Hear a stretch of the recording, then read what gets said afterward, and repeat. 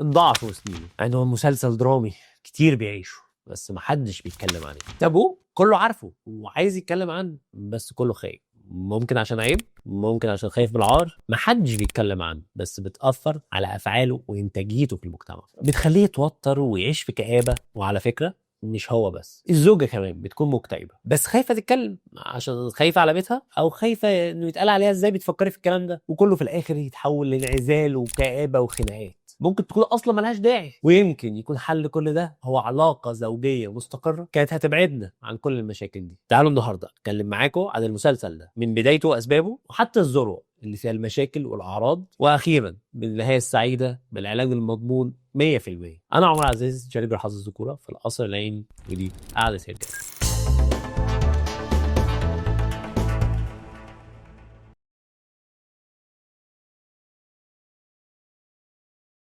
مش هينفع نبدأ كلام عن مرض ضعف الانصاب إلا بعد اعتباره مرض زي أي مرض. هو في حد يا جماعة بيتكسف من السكر؟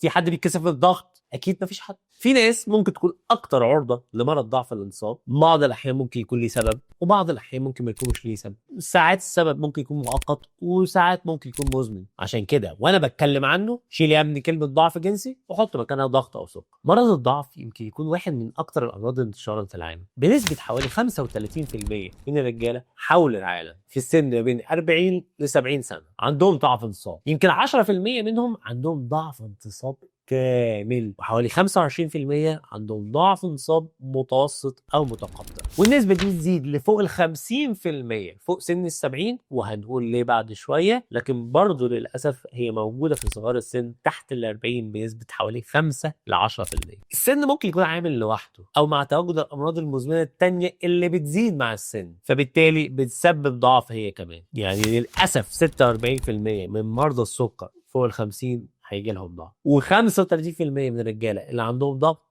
هيجي لهم ضعف، و40% من اللي عندهم ضعف غالبا ده مؤشر وبدايات لمرض في الاوعيه اندوثيليال ديسفانكشن، وممكن يجي له مشاكل في الضغط او القلب. ارقام صراحه مرعبه لاي راجل، بتوضح اهميه المرض ده وعلاجه بالشكل الصحيح. تطرح تساؤلات كتير زي هو انا مكتوب عليا الضعف كده كده؟ وايه ممكن تكون الاسباب عشان ابعد عنها؟ تعالوا نشوف. هنبدا بتعريف ضعف الانصاب، ولازم نفرق ضعف الانصاب عن الضعف الجنسي، واللي بيشمل مع ضعف الانصاب ضعف الرغبه وسرعه القصف، لان الثلاث امراض دول منفصلين لكنهم عاملين زي الدايره، ساعات ممكن يكون واحد منهم يؤدي للاثنين التانيين. فمحتاج استشاري ذكوره متخصص يحدد مين الاساس فيهم واللي مسبب المشكله. ويمكن نتكلم في حلقات تانية عن امراض سرعه القصف وضعف الرغبه، وعشان كده لازم تعمل لايك وشير وسبسكرايب للقناه. لكن النهارده بقى هنتكلم عن تعريف ضعف الانتصاب، اللي هو عدم مقدره العضو على الانتصاب بصلابه كافيه او وقت كافي للوصول الى علاقه زوجيه مرضيه للطرفين في اكثر من 75% من محاولات العلاقه الزوجيه خلال الست شهور الاخيره. كل كلمه في التعريف ده مهمه وهنعرف ليه بعد شويه. نيجي بقى للسؤال المهم، هي ايه اسباب ضعف الانصاب؟ الضعف ليه اسباب كتيره. لو قلت لكم الواحد بيذاكر للدكتوراه، المراجع العلميه كان مكتوب فيها فوق ال 55 سبب، انا ممكن اقعد اقولهم دلوقتي، من امراض قلب والسمنه والسكر والضغط، وكمان بعض ادويه علاج الضغط، وخلل الهرمونات والاثار الجانبيه لبعض الادويه، وخلل بعض الاملاح في الجسم، والنفسيه وامراض المثانه والبروستاتا وعلاج البروستاتا وعمليات البروستاتا كمان. فلو عديناهم مش هنخلص. فخلينا بقى نبعد عن الكلام العلمي المدعلص وتعالوا نشوف رحله الراجل اللي بيشتكي من الضعف لما يجي ينورني في العياده من البدايه لغايه ما نوصل للتشخيص الصح والعلاج المناسب. خلينا نعرف البروتوكول العلاجي بشكل كامل من A to Z، لان حق المريض انه يكون شريك معايا في العلاج. بتضايق جدا لما يجي لي عيان يقول لي اكتب لي يا دكتور علاج او برشامه من قبل التشخيص. بقول له بمنتهى الوضوح، لو حضرتك جاي عشان روشته او علاج من دون تشخيص كان ممكن توفر على نفسك المشوار ده كله وثمن الكشف وتسال شات جي بي تي او تجيبه اونلاين من اي حته. لكن احنا لما بنيجي عند الدكتور بنروح عشان التشخيص الصحيح. وهنا بقى عشان نوصل للتشخيص الصح هسألك سؤالين وخليك فاكرهم عشان انا لازم اجاوبك عليهم قبل نهاية الفيديو ده. السؤال الاول، هو انا ليه مش انا يا دكتور؟ هو انا ليه مش زي زمان؟ مين المجرم المتهم اللي عمل لي الموضوع ده؟ والسؤال الثاني، ايه هي درجة الضعف اللي عندي؟ درجة بسيطة ولا عنيف؟ وهل الضعف اصلا عضوي بسبب مشكلة في العضو ولا ليه جانب نفسي كبير؟ لما اتدلع شوية والمدام تدلعني كل حاجة ترجع زي الفل. لان اجابة السؤالين دول مع بعض هيدخلونا في اجابه السؤال النهائي اللي انت جاي عشانه، ايه هو العلاج يا دكتور؟ فتعالوا نبدا بالتاريخ المرضي. ويمكن اول حاجه دايما بنسال عليها وبنشوفها هو التدخين، ويمكن كتير قوي بيستهون بيه، واحنا مهتمين بالتدخين قوي لان التدخين بيأثر بشكل مباشر على الاورده والشرايين في العضو الذكري. ولو قلت لي ان في كتير بيدخنوا زي الفل هقول لك بس انت ما تعرفش حاجه، كلهم بيجوا لي في الاخر. وبعدين بندور على اكثر الامراض شيوعا اللي بتعمل مرض ضعف الانصاب، واللي اكيد اولهم السكر، اللي بعض الاحيان بيأثر على الشرايين او الاورده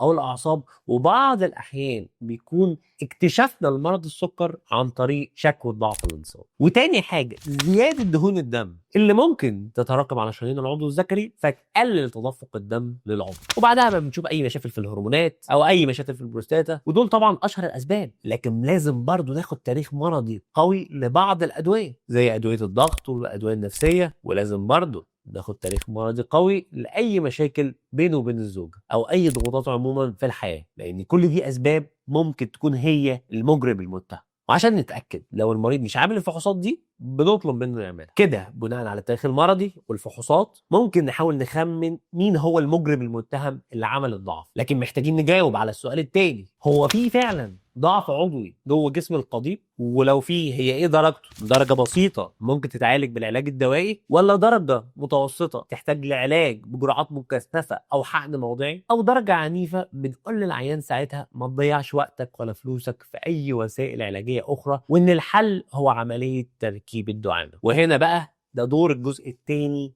اللي في غايه الاهميه، اللي بنفرق بيه هو نفسي ولا عضوي، وهو الدوبلر الملون على القضيب، بينايل دوبلكس. والقصه مش مجرد دوبلر بس، لكنه مكمل للتاريخ المرضي والسؤال عن الانتصاب الصباحي والعلاقه الزوجيه. بنشوف كل دول مع بعض عشان ناخد القرار الاخير في الاخر.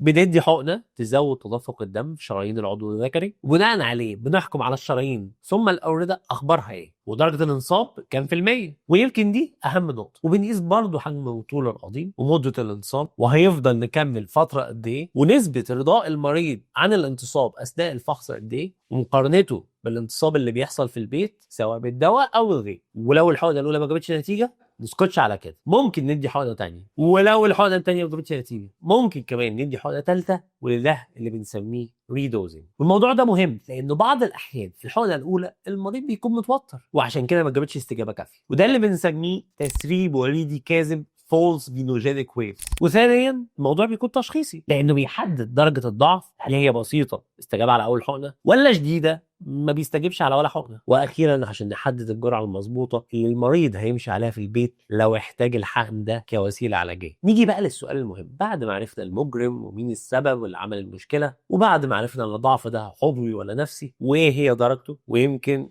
عند النقطه دي المريض شبه عرف اجابه السؤال اللي هنقوله ده، اللي هو ايه هو العلاج يا دكتور؟ اول حاجه لو الحقنه جابت استجابه والدوبلر اظهر عدم وجود مشاكل عضويه، واللي ساعتها بنسمع العيان اصلا نفسه بيقول الله ما هو شغال اهو. وبرده لو ما لقيناش اي اسباب من اللي قلناها قبل كده والفحوصات طلعت سليمه، ساعتها اقول له ببساطه انت موضوعك نفسي، متوتر زياده حبتين، خد راحه وخد اجازه وكذا وكذا، هتلاقي الدنيا زي الفل. وخلينا متفقين ان العلاقه الجنسيه هي استمتاع مش تقضيه واجب. يعني ما ينفعش تكون تعبان ومتوتر وعندك دور برد وعايزه يقوم، مش هيقوم. دي الحاجات دي لوحدها تهد جبال. الجزء الثاني بقى لو لقينا مشكله عضويه بسيطه، ساعتها اول حاجه هنعملها هو السلم العلاجي، وده بروتوكول موحد موجود في كل دول العالم. يعني هتروح الصين، امريكا، هنا هيبقى هو اول حاجه اعرف السبب وعالجه. يعني في تدخين وقف تدخين، عندك سكر مش مظبوط شويه نظبط السكر، الدهون عاليه نظبطها، في اي مشاكل في القلب، في اي مشاكل تانية، اي ادويه مسببه الضعف نوقفها بالمراجعه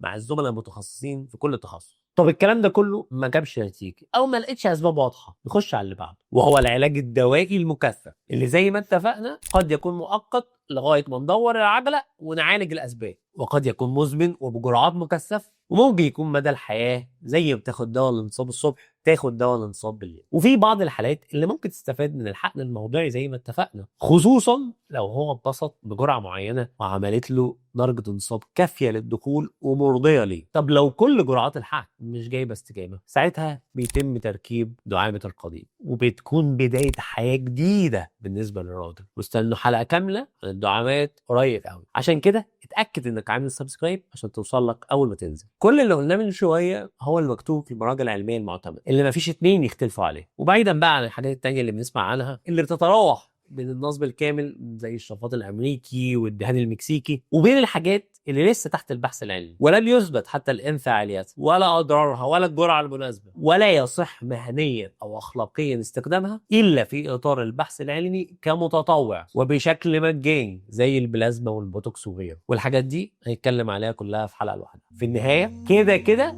في علاج 100%، والدكتور مش وظيفته ان هو ياخد لك القرار، هو بيقول لك الحقائق الطبيه وايه الاحسن ليك، وانت بقى اللي المفروض تكون مستعد تتعالج وعايز تسعى للحل، وساعتها ان شاء الله تفضل على شعار شغال على طول. في النهايه حابب اتكلم عن حاجتين مهمين قوي قوي. اول حاجه هو اثر الزوجه ودورها في العلاقه، وان هي ممكن لوحدها تعالجك طبعا لو ما عندكش مشكله عضويه كبيره او حتى لو في مشكله بسيطه. وبرده على فكره على الناحيه الثانيه لو انت زي الفل هي ممكن تهدى. الحاجة التانية المهمة قوي اللي عايز اتكلم عليها هي تأثير السن، وان انا اقدر اوعدك ان انت ان شاء الله ان الانتصاب يفضل موجود عندك 100% طول العمر، لكن في حاجات بتتغير مع الزمن وده طبيعي جدا، زي مثلا فترة الراحة بين العلاقة الأولى والثانية، وزي نقص هرمون الذكورة اللي ممكن يقلل الرغبة شوية. وأخيرا يمكن دي أهم نقطة، المحفزات اللي أنت بتحتاجها للاستثارة بتعلى مع الوقت. يعني أكيد اللي كان بيحفزك عن سن البلوغ بمجرد ما تفكر في حاجة هيختلف في العشرينات الثلاثينات اللي ممكن تحتاج فيها بعض التقارب والملامسة، واللي أكيد بيختلف عن الأربعينات والخمسينات